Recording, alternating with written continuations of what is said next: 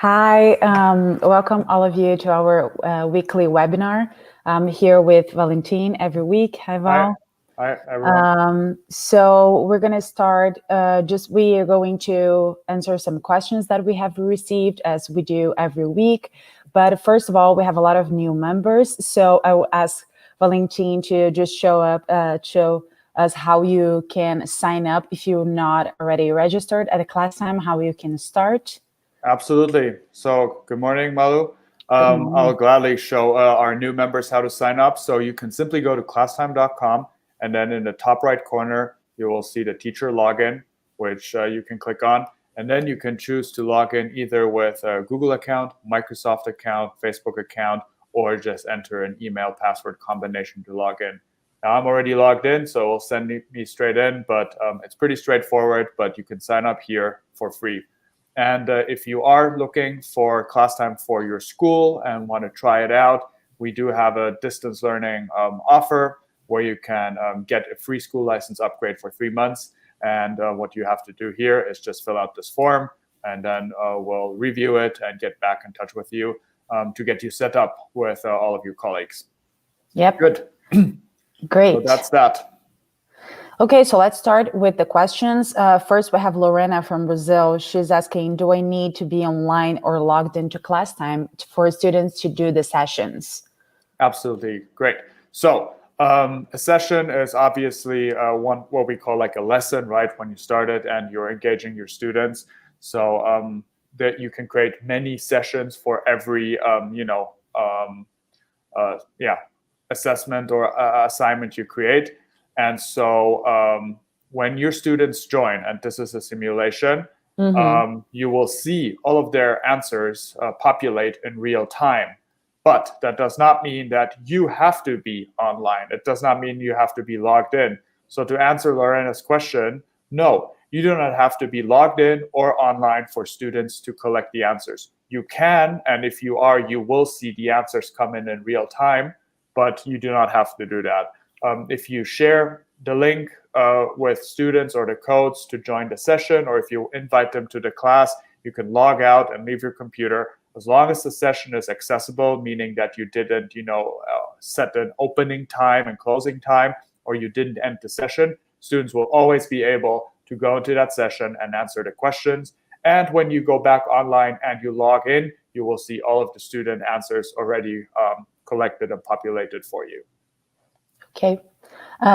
So the next question that we have is from Elena from Chile. What type of files can my students send to me via chat? So chat is... Good. I'll quickly start another session that I've prepared for this. Oh, yeah, sure. Here we go. Wonderful. So as some of you might know, you can activate the chat with students. And so I'll quickly show you how that looks. So I'm going to join myself now as a student. I use the code, as you can see. Now I'm joining, and so this is a Spanish practice, right? And so if I had a question to my teacher, I could click on this chat icon, or vice versa. A teacher can write here and say, do you need help, right? And a student will then get this message and can then reply to the teacher. A student can also attach files. So here you can just attach any file you'd like here, and upload it for your teacher then to download. And this can be most of the files that you use. So this includes, all types of video like MP4, or, if you use a Mac, the movie format. You can do any types of images. So, GIFs, JPEG, PNGs, bitmap if you do screenshots, for example, on your Windows device. You can also upload PDFs if you'd like to in both directions. And of course, also any of the typical, Word, Office type of files, such as Excel files, PowerPoint files, text files, and Word files. So most of the types are available to share, and also audio files. Great. And Maria from the US, she's asking, I need an option for my students to send me audio files. Are you currently working on an update like this? So maybe Exactly. related? So this is why we also put this question. So we don't have, so what you see here now, right, is a Spanish question where you can listen as a student to an answer, or sorry, a recording of a teacher or any type of sound type, and then answer. And so what Maria is asking for is, can she record audio and then as a student, right, and send it back to the teacher? So we don't have that type of question right now where students can answer with audio. That is a great idea and something we can technically definitely do, since we already offer this from teachers to students.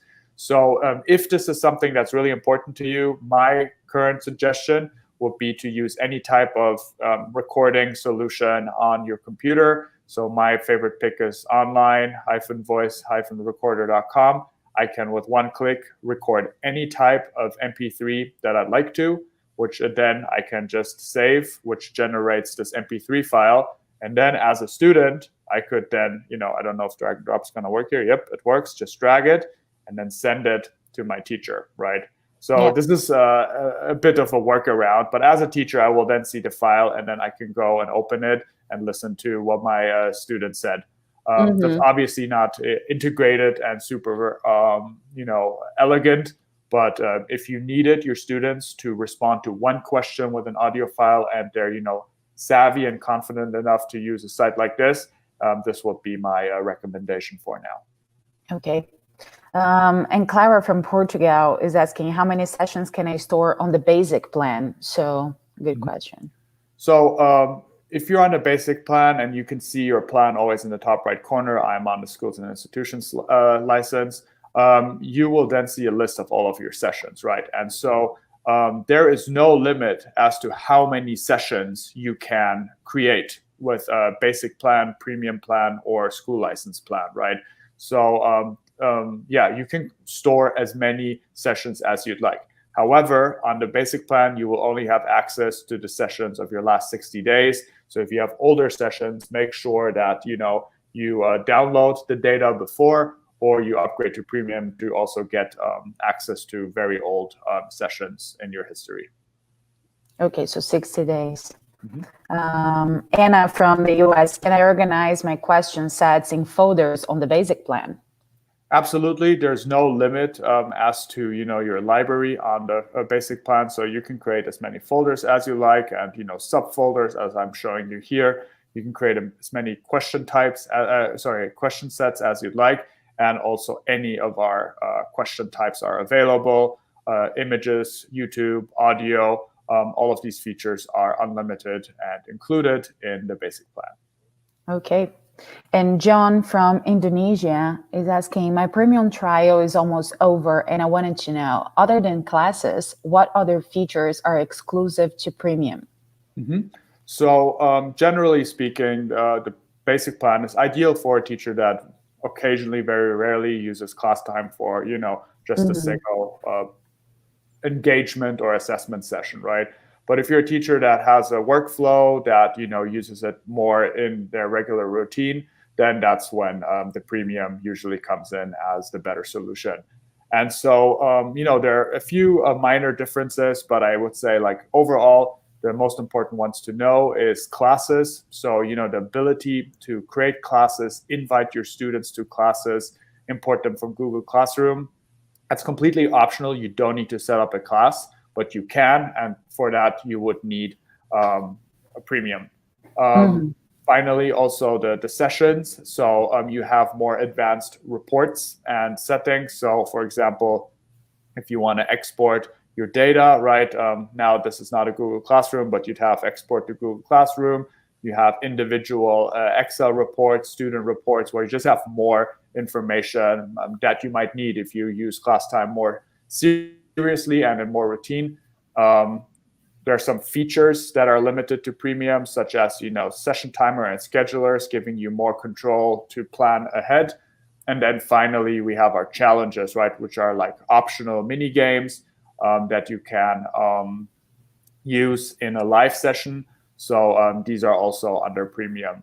All the content, however, that you find is under the basic plan. There's no limitations in terms of creating, folders, question sets, and finding them for free, right? On here, for example, the public library. So that all is available to you. And so we recommend starting a premium trial and seeing how it works for you. Or as I said in the beginning of this webinar, we do have a banner up here for distance learning. If you're new to Classtime and you want to try it with your team at your school, do apply, and we can make sure that we give you plenty of time, 3 months, to try out all the premium features and see if Classtime fits into your workflow as an educator. Okay. Yeah, I think that's all we have for today. All the questions that we have. Please, if you don't yet follow us on our community on Facebook, please do. If you have any questions, if you're even on Twitter or YouTube watching this webinar, please leave in the comments or tweet us. We're always checking our social media, so feel free to ask whatever you want.